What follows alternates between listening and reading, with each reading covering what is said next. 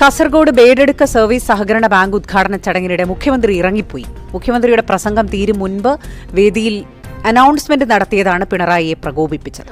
അയാൾ അവിടെ ഇവിടെ എങ്ങനെയൊക്കെ നടന്നോട്ടെ, ബുദ്ധിക്ക് ഒരു 5 പൈസ കുറവുള്ള ആളാ. അയാൾ എന്താ എപ്പോഴാ ചെയ്യണെന്ന് പറയാൻ പറ്റില്ല.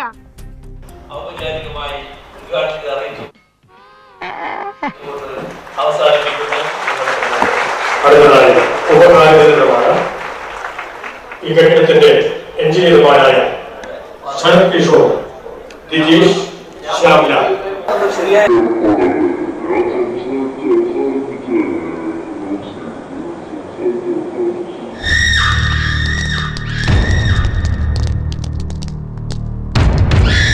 ഈ മൈക്കും അനൗൺസ്മെന്റും മുഖ്യമന്ത്രിയെ പ്രകോപിപ്പിക്കുന്നത് ആദ്യമായല്ല. മുൻപും പല വേദികളിലും അദ്ദേഹം ഈ പ്രസംഗങ്ങൾ നീളുന്നതിൽ പോലും അമർഷം പ്രകടിപ്പിച്ചിട്ടുള്ള ആളാണ്. എന്താണ് എനിക്ക് അറിയാൻ മേലാത്തോണ്ട് ചോദിക്കുക, താൻ ആരുവാ? മരണ പൂരായണ പോവേ.